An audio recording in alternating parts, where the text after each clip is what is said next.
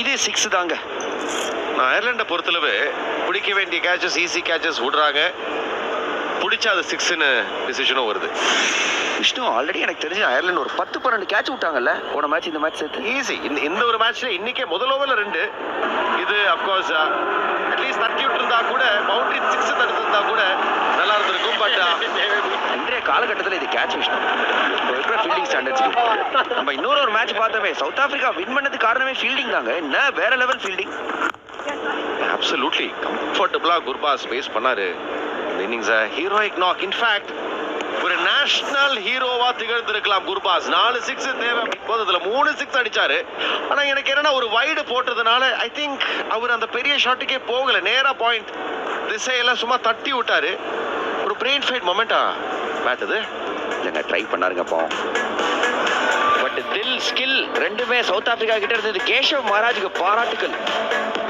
இவ்வளோ அருமையான ஒரு பேட்டிங் ட்ராக்ல சூப்பர் ஓவர் கொடுத்துருக்காங்க.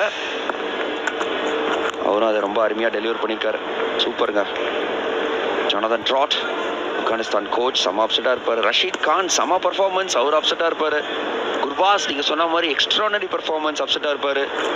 பாவங்க ஆப்கானிஸ்தான் இதை கொடுத்து ஆடினாங்க. ஆனால் இப்போ virtually out of the tournament கூட சொல்லலாம்.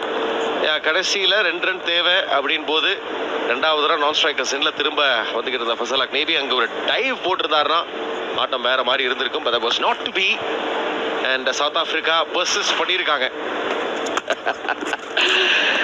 நீங்க அப்படி சொல்றீங்க. அவர் ஒரு டைவ் அடிச்சிருந்தாருன்னா ஆப்கானிஸ்தான் ஜெயிச்சிருக்கலாம். ஒரு நோ பால் போடாம இருந்திருந்தாங்கன்னா அப்பவே சவுத் ஆப்பிரிக்கா ஜெயிச்சிருக்கலாம். Rabada 2 no ball 2 free hit.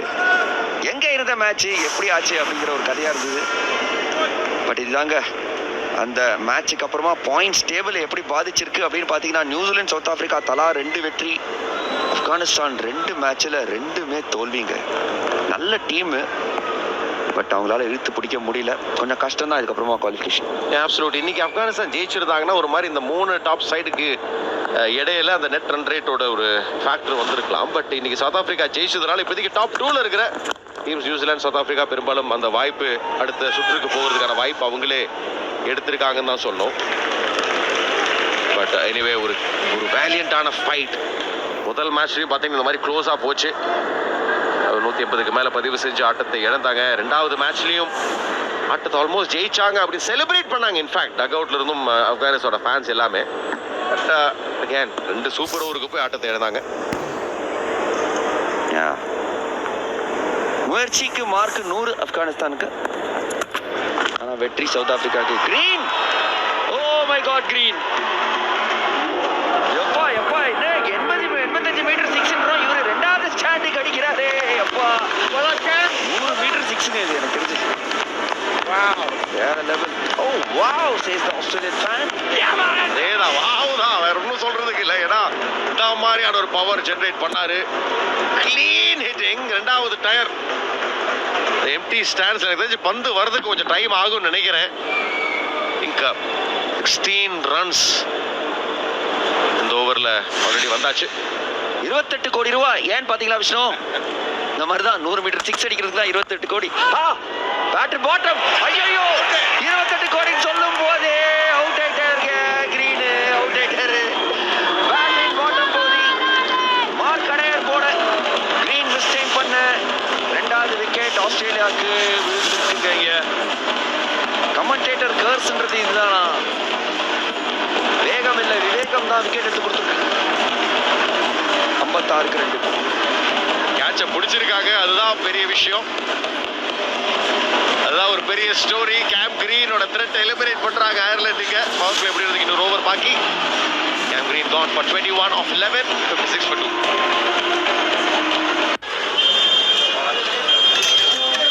எதிர்த்தாப்புல ஒரு சூப்பர் மார்க்கெட் திறக்கிறாங்க. என்னோட பழைய கஸ்டமரையும் தக்க வைக்கணும், புது கஸ்டமரும் கிடைக்கணும். என்ன செய்யலாம்? அதுக்கு நீங்கள் ஒரு டீ கோனை வைத்துக் கொள்ளலாம். டீ குடிக்க பழைய கஸ்டமர்ஸ் அங்கே நிறுத்துவாங்க.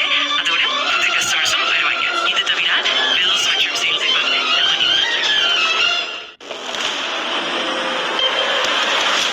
சந்திரயான் 2ஓட தோல்விக்கு அப்புறமா this C3 is our only chance. இந்த கண்ட்ரியோட சப்ளையர்ஸும் நமக்கு பார்ட்ஸை கொடுக்க தயாரா இல்லை. Let's make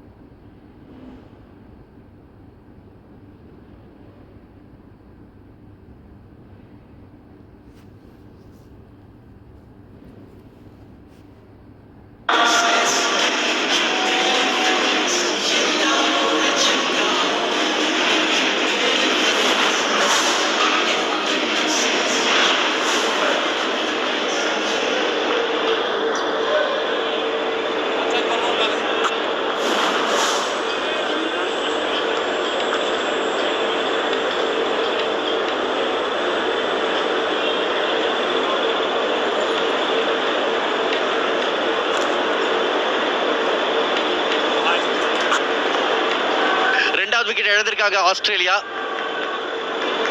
பரவாயில்லைங்க, 5 ஓவரில் 56 ரன் பார்க்கலாம். ஆனால் பிரைட் ஸ்பாட் அயர்லாண்டுக்கு 2 விக்கெட்டுகள். இந்நேரம் ஆஸ்திரேலியா இந்த மாதிரி விளையாடிக்கிட்டு இருக்கும்போது இன்னும் ஒரு காலத்தில் ஆஸ்திரேலியா டக் அவுட்ல உட்காந்து அடுத்தது இவனை அனுப்பு, இவனை ஏன் அனுப்புனேன்னு கேள்விகள் கேட்டு ஆலோசனைகள் கொடுத்த ஸ்ரீராம் அவரை வெல்கம் பண்றாரு. Josh English with 6. ஸ்ரீபாய் welcome to ICC men's T20 world cup. வணக்கம் Muthu, excited to be here. சரியான வேர்ல்ட் கப் முத்து, எப்படி போயின்னு இருக்கு டோர்னமெண்ட்டு. நல்லா ஸ்டார்ட் இது பார்த்தீங்கன்னா டெலானி போட்டிருக்காரு இந்த ஓவர். 6வது ஓவர் லெக் ஸ்பின்னர்ன்றது வந்து அவ்வளோ வயசு மூவாக தெரியல. பட் இங்கிலீஷ் இங்கே இது வரைக்கும் நல்லா ஆடிட்டு இருக்காரு. ஒட்டி விட்டு இங்கிலீஷ் அந்த ஐரிஷ். இங்கிலீஷ் இஸ் இங்கிலீஷ் தெரியும்ல. born in England. ஓ, அதனால இங்கிலீஷ்னு பேர் வச்சாங்க. அவன் நம்ம ஊர்லேயே தமிழ்னு பேர் வைப்பாங்கல்ல, அது மாதிரி. ஆனால் ஆந்திராவில் இருக்கா தெலுங்குன்னு பேர் வைப்பாங்க. பல ஊர் போயிருக்கீங்களே, அதான் சந்தேகத்தை கேட்டேன். கேட்குற கேள்விக்கு பதில் இல்லை, அதனால சிரிச்சிட வேண்டியதான். பரவாயில்ல, சீபா வந்துட்டார் நம்ம வைபுக்கு எடுத்த உடனே.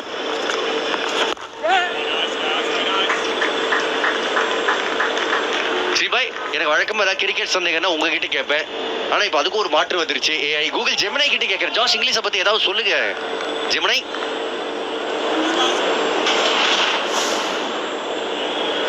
ஸ்கூப் அண்ட் ரிவர்ஸ் ஸ்கூப் விளையாட விரும்புவார் வர்சஸ் பேஸ். சிறப்பான ரெக்கார்டு வர்சஸ் ரிஸ்க் ஸ்பின்னர்கள். அது என்ன ரெக்கார்டு? சிறப்பான ரெக்கார்டு. உட்காந்துட்டே ஆடுறாரு, சிட்டப்ஸ் பண்றாரு கிரீஸ்ல.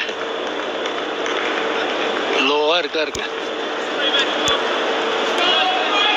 சிவாய் வித்தியாசமான ஷாட் அந்த ஸ்கூப் ரிவர்ஸ் ஸ்கூப்.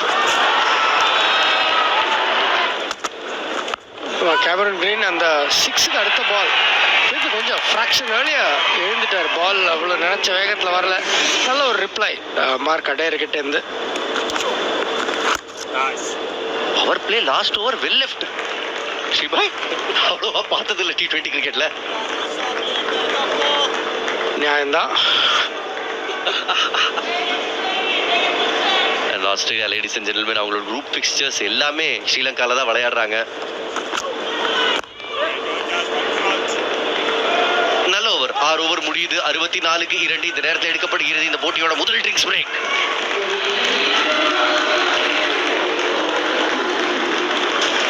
இப்பதான் ஒரு த்ரில்லர் நடந்து முடிஞ்சிருக்கு. 2வது சூப்பர் ஓவருக்காக விளையாட வந்தாங்க. இங்கே தாங்க உமர் சாய் கொடுத்தது ஸ்ரீபாய்.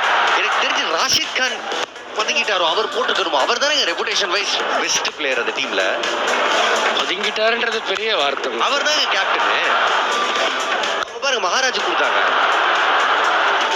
ஐ திங்க் அவர் பேஸ் பவுலர் மேலே அந்த ட்ரஸ்ட் வச்சாரு. அண்ட் சரியான ஃபினிஷ் சவுத் ஆஃப்ரிக்காவுக்கு. இங்கே நாபி அமைச்சது வந்து ஒரு பெரிய கொஸ்டின் மார்க்காக இருந்தது. நிஜமாவே கேஷவ் மகாராஜுக்கு போனது வந்து ஒரு, ஏன்னா அவங்களுக்கு ரபாடா இல்லை, யான்சன் தெரியல என்ன ஏன் போடலன்னு. மகாராஜ்ன்றது ஒரு பெரிய கால் இல்லை. ஸோ அங்கே எப்படி நடந்திருக்குன்னா, மகாராஜ் கிட்ட மச்சான் நீ ரெடியார் மேபி மார்க் போல சுப்ரி கார்டரோ கேட்டிருப்பாரு. நான் இருக்கே டீமுக்காக போடுறதுக்கு அவர் வந்திருப்பாரு. அதுதான் நான் வந்து ராஷித் கிட்ட எதிர்பார்த்தேன் ஸ்ரீபாய். அன்பார்ச்சுனேட்லி திங்கிங் மேபி ராஷித் போட்டிருக்கலாம். ஹைட் சைட் உமர் சாயை விட எனக்கு அவர் பெட்டர் ஆப்ஷனாக தெரிஞ்சாரு ஸ்ரீபாய். ஃபரூக்கி போட்டது கூட ஓகே. பாவங்க குருபாஸ் அவ்வளோ போராடினாரு. கடைசியில் கேஷவ் மகாராஜ் விக்டோரியஸ் டீம் இப்போ ஆப்கானிஸ்தான் டோர்னமெண்ட்டை விட்டு வெளியேறும் டேஞ்சரில் இருக்காங்க. நிச்சயமா 187 அடிச்சாங்க சவுத் ஆப்பிரிக்கா. பதிலுக்கு கரெக்டாக 187 ஆல் அவுட் ஆறாங்க. அங்கேயே மேட்சை ஜெயிச்சிருக்கணும். 100 கடைசியில் எங்கேருந்தோ எடுத்துட்டு வந்தாரு, பட் ஃபினிஷ் பண்ண முடியல. What a match. சூப்பர் ஓவரில், இன்ஃபேக்ட் டபுள் சூப்பர் ஓவரில் வின்.